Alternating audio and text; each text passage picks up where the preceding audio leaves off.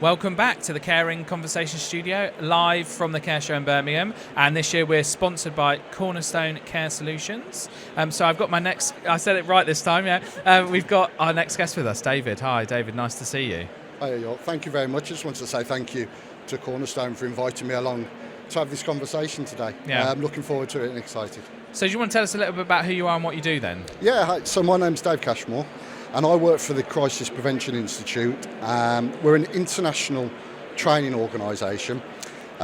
We deliver training worldwide. We've got 40,000 certified instructors. Over 17 million professionals have been trained worldwide by us to date so far. And our training covers everything from activities of daily living, so supporting people there, all the way through to behaviour management, possible physical interventions if need be. So we're talking about identifying with a big emphasis on prevention. And that's where we move forward. And training's a passion of mine, to be fair. And training, I believe training used correctly can be a really effective tool. But it's making sure it's effective. I think we've all been in a situation, been on a training course, I'm not going to name what type. By the end of the day, I'm glazed over. I couldn't tell you what the training was about, what I've learned.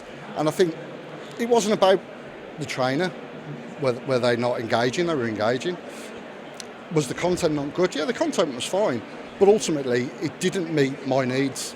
And I think that's the important thing. That's missed quite a bit with regards to training, is meeting the needs, answering the questions of what people want from training, especially in adult training. So, it's really interesting, that idea, isn't it, that training is perceived as being something that's boring.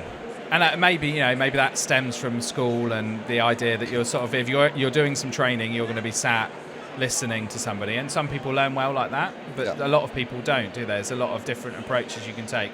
What's your favourite type of training? My favourite type of training? Well, do you know what?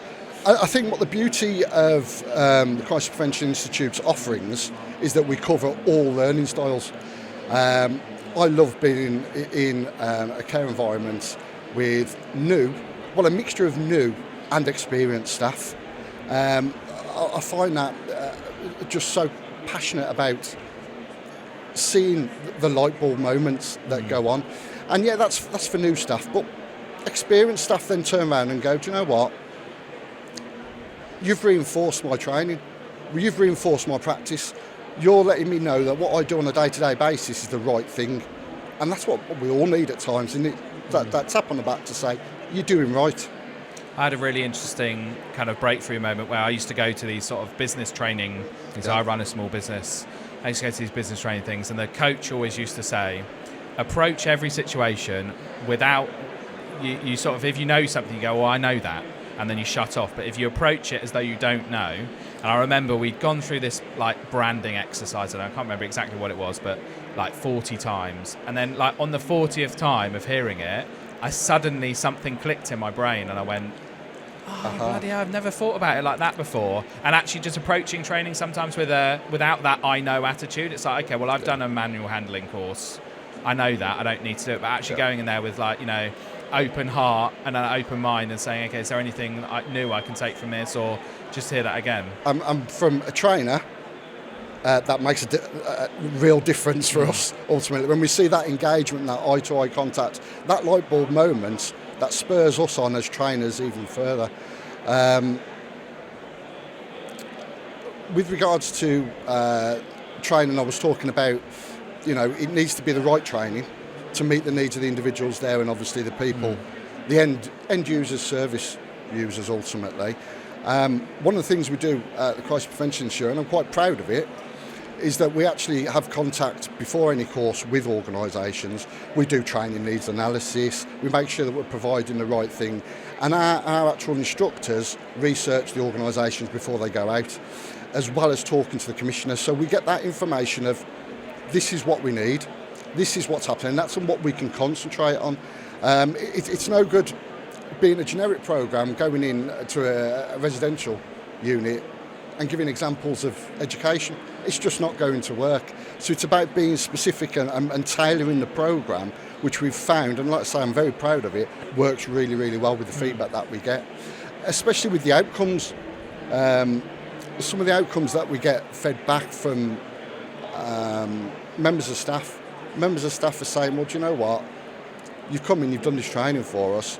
I feel valued, that my organisation has actually bought into me and my development.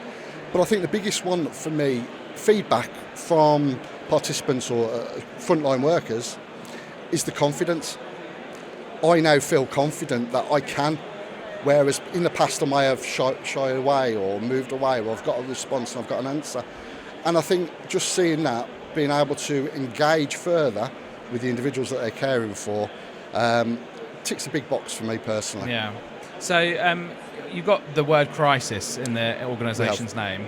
So is the training that you provide focused on that sort of idea of crisis, and how do you classify that? So I had a chat with a chap before who works for a company that wants to stop people falling through the gaps when they go into crisis. So we were talking about what does that actually look like? What does that mean for something? Is that something your organisation focuses on? It is, yeah. I mean, all of our training is trauma informed and it's person centred.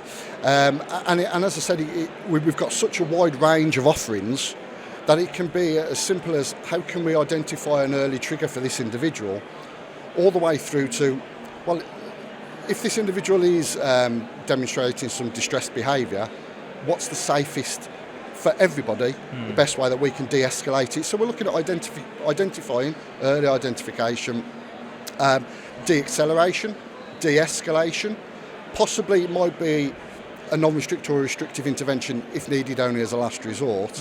But I think one of the big aspects of our programme for me is what we do afterwards. How do we review? How do we self-reflect so that we can learn from that to put that prevention as an emphasis at the beginning? So that runs through the majority of our programmes. And might that look like something like, I don't know, I used a fictional character called Bill in my last interview.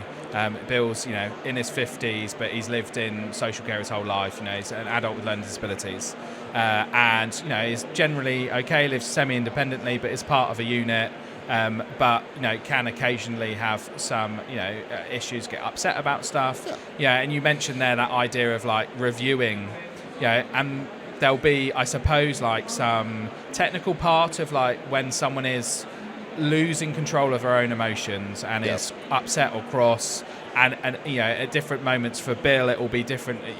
Early on if you say, oh Bill, why don't we play on your PlayStation together, that might work for Bill in that moment but won't work for Debbie. But then you talked about that sort of idea of like what you do afterwards. So how do you apply it? Because I suppose it's like the approach for every person is going to be bespoke, but there's some kind of structure around what you do to help someone. And I guess the idea of someone who's in a crisis is not calm or not their normal version of themselves. Exactly. Yeah, they are. Their challenging behaviour ultimately is just it's communication. They're communicating with us, but we do have a structure.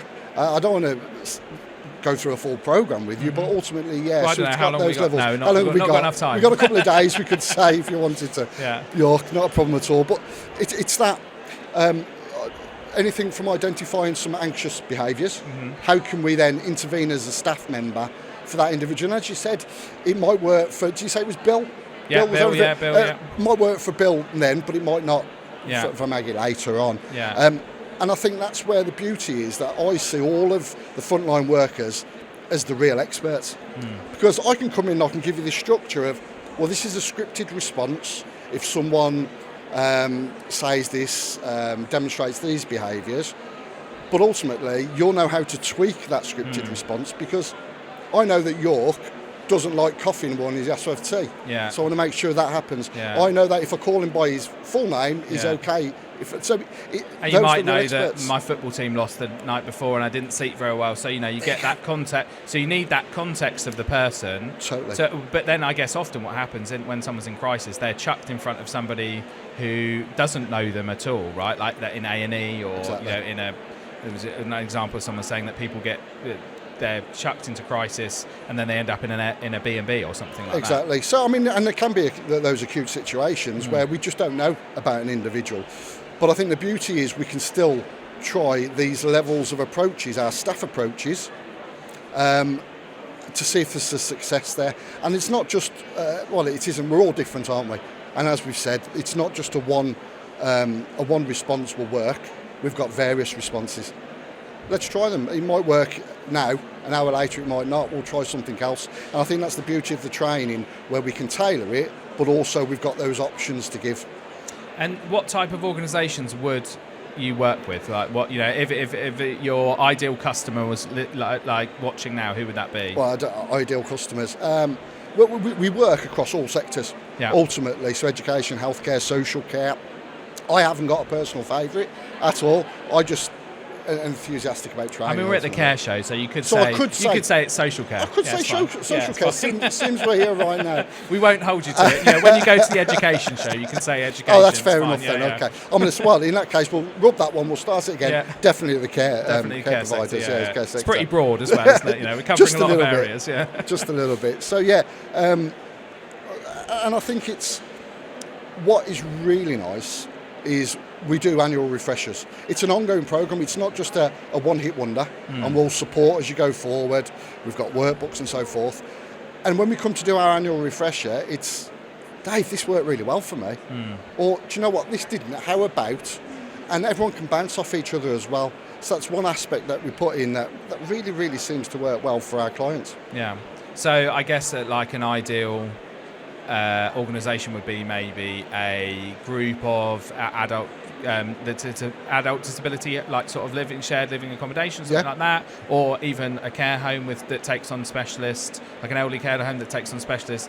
Do you work with dementia patients and things like that? Yeah, across the board. We will work on all sectors. That's not a problem at all. We can adapt to it. We've got SMEs within the organisation that can help us with the product side of adapting it. We've just done quite a bit of work with some care associations, and we've adapted and things to meet their needs. So I think that's the beauty of it, the flexibility, that we can meet the needs of the individuals, not just on the course, the organisation as well. Yeah. And have you got any kind of like top tips for people in a crisis situation? Obviously, we've talked about how a bespoke approach, but if I'm in the street and I end up being forced into interacting in a crisis situation. Okay. Yeah, good tip. Top tip is, generally throughout all of it, would be listening and not to take things personally. That's a big one for me. And I suppose when you're younger, and I started off cutting my teeth, and it was terrifying at one stage, but when you are younger, you haven't got that experience, that life experience, so don't take things personally. There's a reason why they're behaving the way they are. My kids are watching. Well, they might be watching, I'll say to my youngest, I won't take it personally. Then when you say something mean to me, when I tell you you've got to go to bed or something. That's it. Yeah, or you just give them those options. That's totally. Yeah, I think So sort of staying calm, listening. Trying to read the situation, not take personal offence to. They might say that person might say horrible things to you in that moment, but ultimately they're not really in control, or they're just trying to articulate something that's a problem that they can't talk about. Needs are not being met. They want something. There's always a reason behind it, and I think that was the big light bulb moment when I first, because I was trained in this 20 plus years ago. I'm not going to say exactly how many, and I think that was the light bulb moment for me. Don't take it personally. They're demonstrating these behaviours because they are distress behaviours, and there's a reason behind it. Yeah. Interesting. Okay. Well, so I've got a final question for you. It's a bit of a fun one. Okay. I don't know if you heard it before, but hopefully you didn't. What's your if you're a biscuit? What type of biscuit would you be? Oh, what type of biscuit would I be? Now, I did hear this conversation, but I didn't hear all of it. All I heard was biscuit, and my stomach started yelling rumbling. about biscuits, didn't you? Yeah. Well, I'm going to go for my favourite biscuit, if I'm honest. Yeah. I'm going for a chocolate hobnob. Yeah, classic. A lot of people like it, but a bit rough around the edges. Yeah. And I think I can live with that. They take a good dunking as well, don't they? They do. They're quite resilient. Resilient biscuits. Resilient exactly. biscuits. So resilient but tasty. That's it. Well, I Wonderful. suppose actually to work in crisis prevention, you probably do have to be quite resilient, don't you? Just a little bit. Just a little bit, yeah. If you're going to get abuse held at you for trying to help, then I suppose. That's right. Anything else you want to share about your organisation? Anything that you're doing? Anything? No, I mean, we're around if people need to contact us. Questions. I've got a colleague with me today, Max, who will answer all the questions. Yeah. But apart from that, please get in touch with the website, and if need be, Cornerstone will point you in the right direction. Perfect. Right. Well, lovely to meet you. Thanks for coming into the studio, and enjoy the rest of your day. Will do. Thank you very much. Cheers, David. Thank you. Right. We'll be back shortly.